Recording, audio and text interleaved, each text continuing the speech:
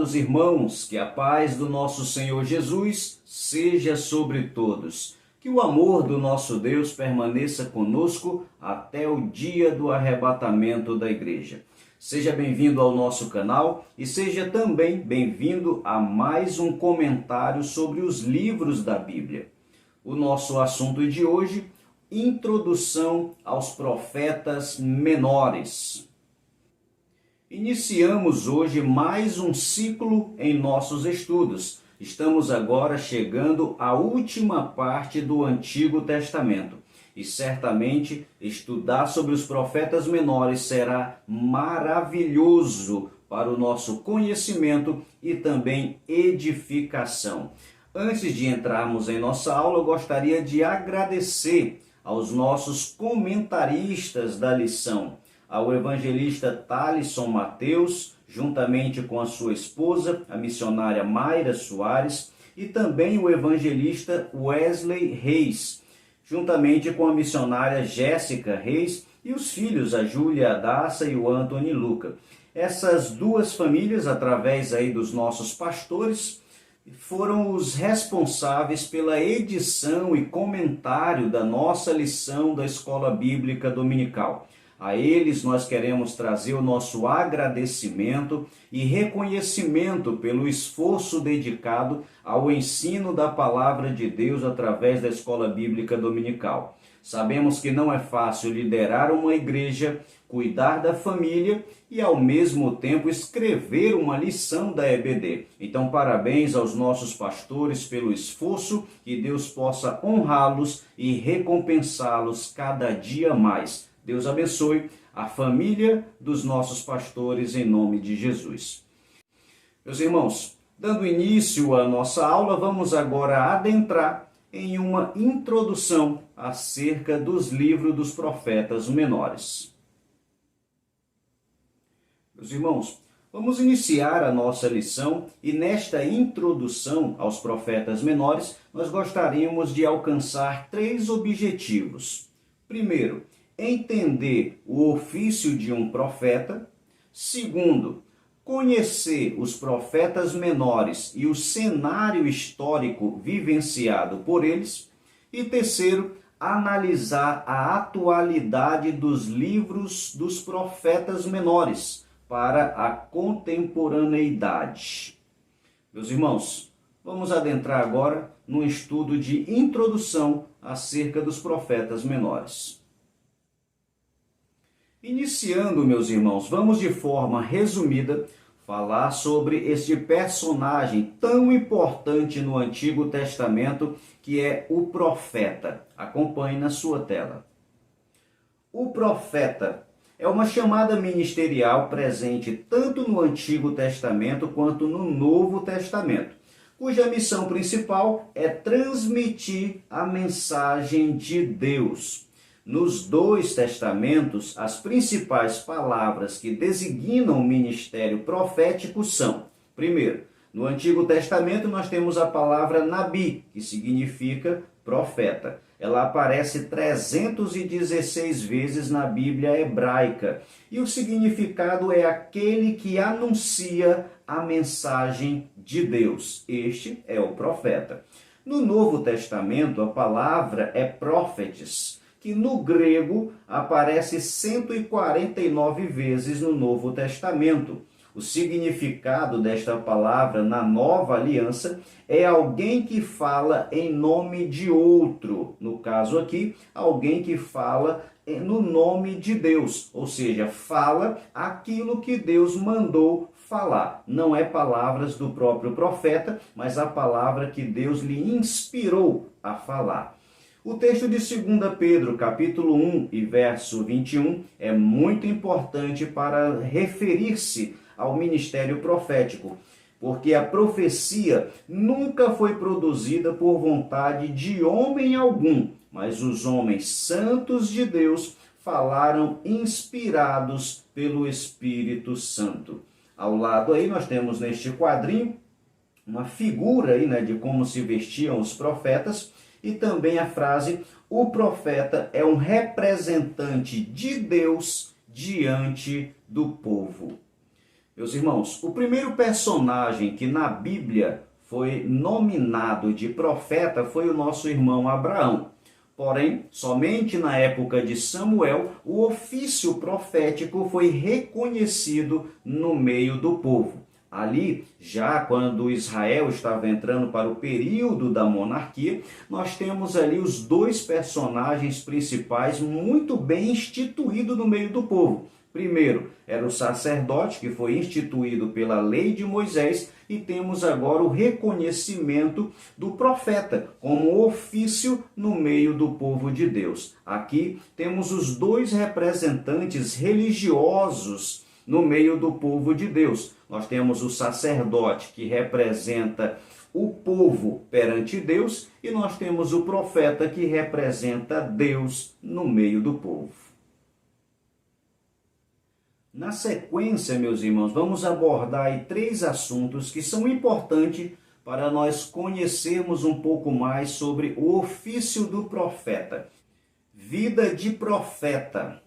Eram escolhidos por Deus e tinham enorme autoridade religiosa e influência. Normalmente eram conselheiros e instrutores da lei de Deus. Além de transmitir as mensagens diretas de Deus, também registravam suas mensagens na forma escrita. Socialmente e profissionalmente, os profetas eram bastante distintos uns dos outros. A respeito da mensagem do profeta, seu ministério era dedicado ao ensino da Torá. Porém, por inspiração divina, muitas das suas mensagens eram sopradas diretamente por Deus. Visões, sonhos, parábolas, entre outras, eram formas de inspiração. Normalmente, suas mensagens eram repreensivas, com chamadas ao arrependimento, independente de nacionalidade ou classe social de quem ouvia. O simbolismo profético. Assim como o sacerdote representava o povo diante de Deus, o profeta representava Deus no meio do povo. Este simbolismo atribui reconhecimento, assim como muita responsabilidade. Acontecimentos na vida pessoal do profeta muitas vezes simbolizou suas mensagens, revelando a íntima ligação entre o profeta e sua chamada, ou o profeta e a sua mensagem. Meus irmãos, já conhecemos um pouco acerca do ofício do profeta, de uma forma bem resumida, porque ainda vamos estudar bastante sobre este assunto nas nossas próximas aulas, mas agora vamos adentrar um pouco sobre o assunto do cenário em que viviam os profetas menores, tanto um cenário histórico como também um cenário profético. Acompanhe na sua tela. Os profetas menores. Primeiro, são chamados profetas menores em virtude do volume de seus livros e o tempo do ministério dos profetas. O termo menor não julga sua qualidade, e sim volume. Nós temos, irmãos, somando todos os capítulos dos 12 livros dos profetas menores, nós somamos 67 capítulos, enquanto somente o livro de Isaías tem 66 capítulos. Isaías faz parte dos profetas maiores. Logo, nós percebemos que não há injustiça em separar estes livros como profetas menores. Temos aí o ponto 2, embora chamado de profetas menores, a inspiração divina é a mesma dos chamados profetas maiores, o que lhes confere a mesma autoridade e canonicidade. O ponto 3, na Bíblia hebraica, os chamados profetas menores fazem parte dos livros proféticos e estão reunidos em um único volume, chamado Os 12. Em outras palavras, aquilo que para nós é 12 livros, os 12 profetas menores, na Bíblia hebraica eles fazem parte de um único volume, de um único livro, chamado Os 12. Embaixo, meus irmãos, nós temos aí a divisão do Antigo Testamento, para nós podermos entender de onde vem, qual a origem dessa divisão chamada profetas menores. Nós temos aí a primeira divisão do Antigo Testamento, que é o Pentateuco, que vai de Gênesis a Deuteronômio. A segunda divisão são os livros históricos, a terceira divisão, os livros poéticos, e a quarta divisão são os livros proféticos, que por sua vez é dividida em duas partes: profetas maiores, que vai de Isaías a Daniel, e logo após os profetas menores, que vai de Oséias a Malaquias. Estes são o assunto da nossa lição. Vamos dar sequência aí, meus irmãos, e entrar agora no nosso objetivo específico, que é falar sobre o cenário histórico e profético. Temos à nossa frente uma tabela que nos apresenta os livros históricos do Antigo Testamento, iniciando em Josué e finalizando em Esté, conforme a sequência da nossa Bíblia, exceto pelo livro de Crônicas, que colocamos junto a Esdras por ser um livro posterior ao exílio. Perceba que no livro dos Reis fizemos duas observações. É no segundo livro de Reis que está registrado a divisão do então Reino de Israel, onde a parte sul ficou sendo conhecido como Reino de Judá, composta por duas tribos, Judá e Benjamim, e a capital era Jerusalém.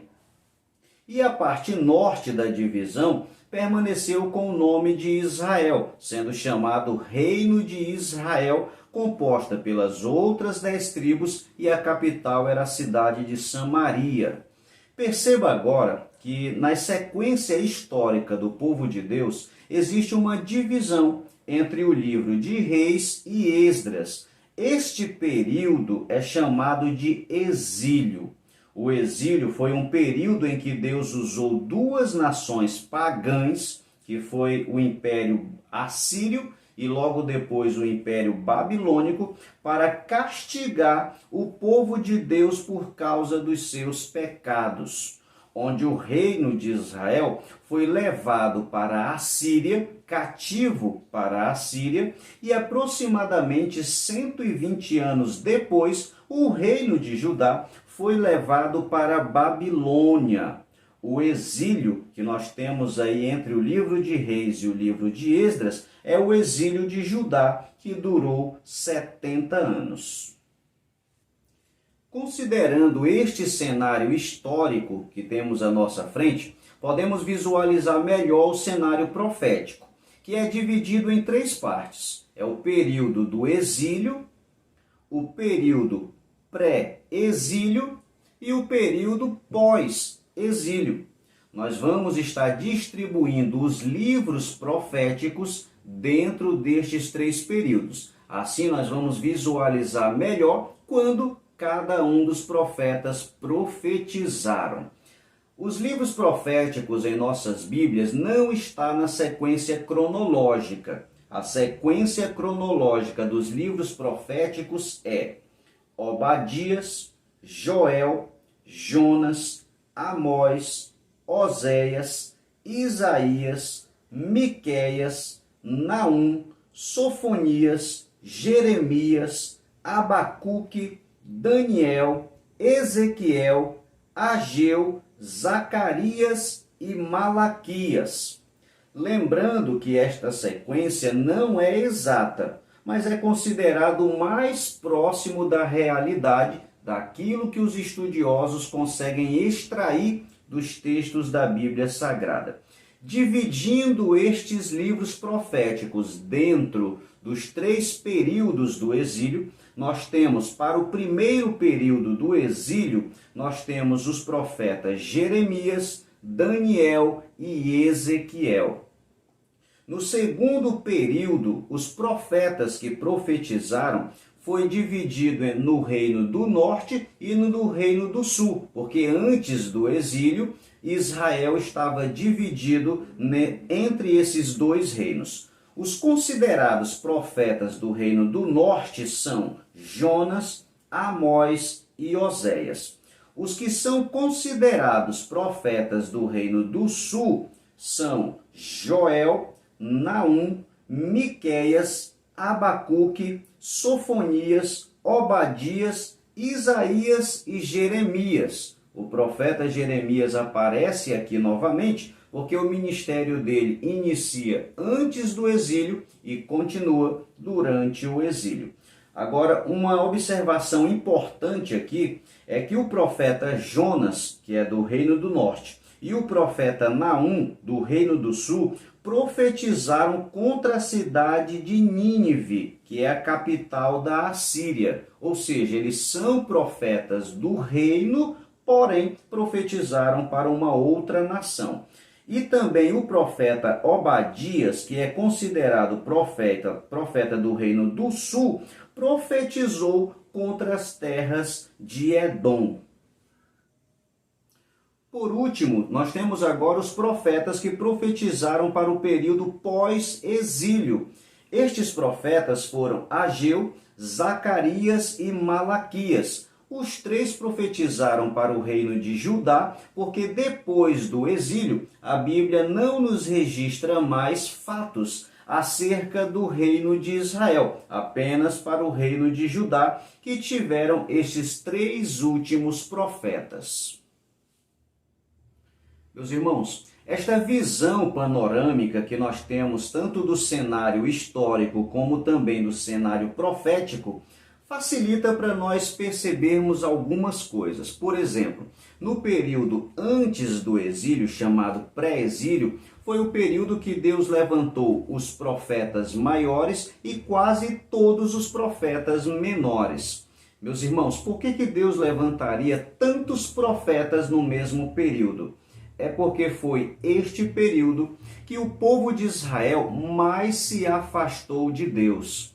Desde Salomão, quando o reino foi dividido através de seu filho, até o exílio, nós temos aproximadamente 500 anos. Estes 500 anos foram marcados pela idolatria, pela corrupção no meio religioso, o levantamento de muitos falsos profetas e também um período de grande prejuízo aos pobres, com a ausência de uma justiça social.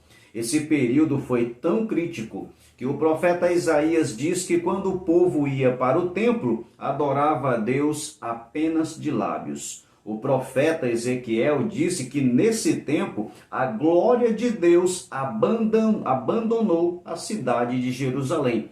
O profeta Jeremias, por sua vez, diz: caiu a coroa da nossa cabeça, ai de nós, porque pecamos. Meus irmãos, é em meio a este cenário da situação espiritual de Israel que Deus levanta os profetas menores.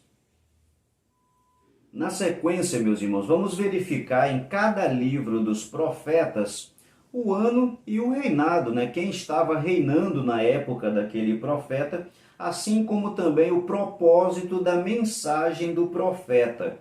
Nós temos aí o profeta Oséias, Joel, Amós e Obadias. Na sequência temos Jonas, Miqueias, Naum e Abacuque. E posteriormente temos Sofonias, Ageu, Zacarias e Malaquias. Temos aí estas informações que vão contribuir para um entendimento resumido daquilo que seria o propósito em cada livro. Continuando, meus irmãos, vamos falar agora sobre o nosso último objetivo nesta aula introdutória aos profetas menores. Vamos falar sobre a atualidade das mensagens destes profetas. Nós já falamos sobre os profetas e já falamos também sobre o cenário em que eles viviam, de uma forma bastante resumida. E agora vamos falar sobre a atualidade das suas mensagens. Meu irmão, qualquer semelhança com os dias de hoje não é mera coincidência. É a palavra de Deus que é atemporal e é apta para ser aplicada a qualquer tempo. Acompanhe na sua tela. Profetas menores e suas mensagens para a atualidade. Primeiro, meus irmãos, a atualidade política. Olha só, o poder se concentrava nas mãos de poucos, A justiça era quase sempre contrária aos menos favorecidos e a lei beneficiava os ricos e poderosos. Você pode conferir algo assim em Abacuque, capítulo 1 e versículo 4. A atualidade religiosa dos profetas menores. Abandonaram a santidade, desprezaram a lei e Deus deixou de ser prioridade.